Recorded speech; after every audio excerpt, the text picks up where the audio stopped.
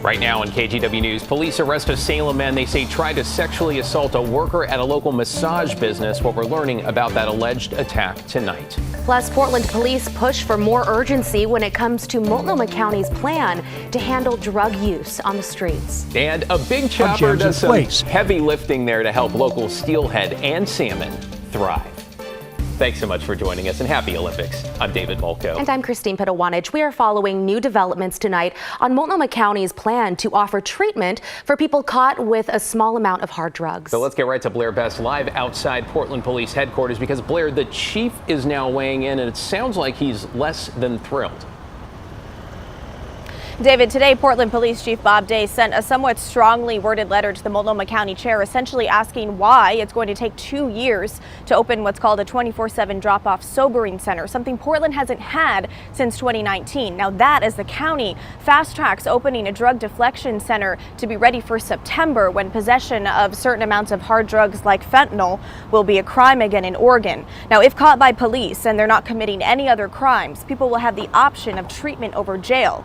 Police will take people to a building on the Central East Side to get connected with recovery services, and they'll have 30 days to engage with those services. Next year, some sobering services will also be available, with a permanent drop-off sobering center opening in 2026, 2 years later than originally planned. Today, Portland Police Chief Bob Day urged the Multnomah County Board of Commissioners to prioritize the immediate implementation of the sobering center plan previously submitted, saying we can, quote, no longer accept the consequences of further delay. Here's Commissioner Julia Brim Edwards. She once led the sobering center efforts. I'm delighted that the chief is continuing to push forward and sounding the alarm that, again, this is best for the individual who's on the street intoxicated and should be in a safer place, which is the sobering center. Now, the Multnomah County Commissioners will have a meeting next month on the latest details with the sobering center, and the chair tells us she is looking forward to further conversations with Chief Day. Back to you. Yeah, Blair, it'll be interesting to see what comes out of those conversations. Thank you. 4 people in Clackamas County are suing Providence and a group that provides anesthesia services in Oregon after they were potentially exposed to hepatitis and HIV. The lawsuit does not name the doctor or the 4 patients who are suing, but it does say each of them underwent anesthesia during a surgery at Providence Willamette Falls Medical Center within the last couple years. Earlier this month, Providence messaged patients saying infection control practices might not have been followed. The doctor allegedly responsible was fired from the Oregon Anesthesiology Group. More than 2,000 patients may have been exposed. Portland police have identified the victim in a deadly shooting Sunday in the Lloyd district. Authorities say 45-year-old Jacob Forrest was shot to death around 6 in the morning near Northeast 6th and Holiday. Police have not made any arrests. They're asking anyone with information to please reach out. And developing tonight, a Salem man is under arrest after he allegedly tried to sexually assault a worker at a local massage business. Let's go right to our Daisy Caballero, who's in Salem tonight, with what we know about this case so far. Hey, Daisy.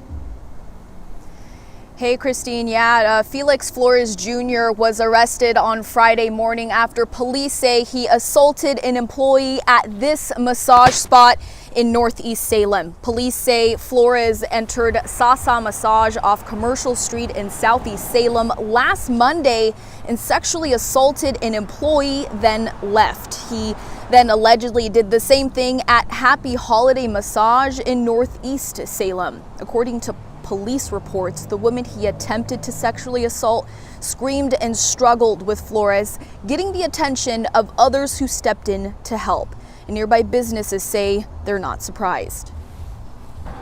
Well, I mean, a lot of these places do tend to do a lot of sex trafficking. Obviously, sex trafficking is a huge problem around here right now. So, and it's good to see something actually getting done about it.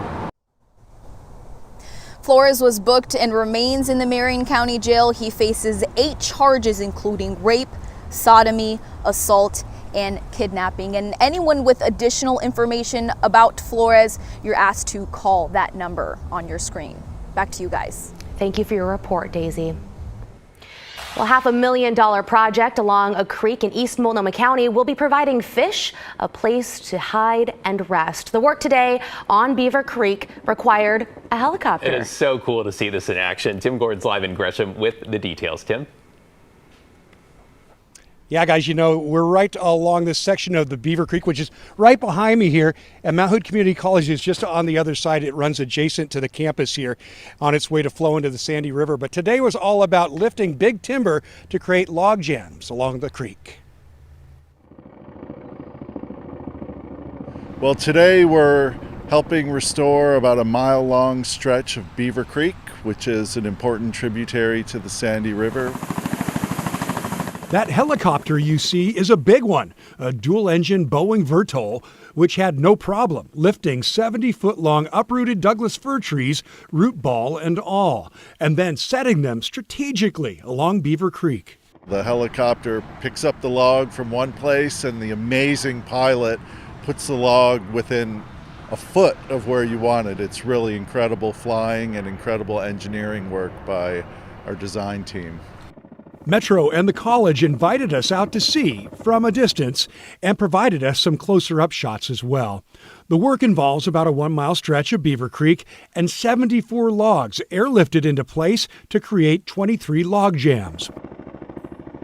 Why? Because when the water comes up and salmon, steelhead, and Pacific lamprey need to move to or from the ocean, they'll be more successful with the log jams in place, giving them shade and protected hiding places in slow-moving water.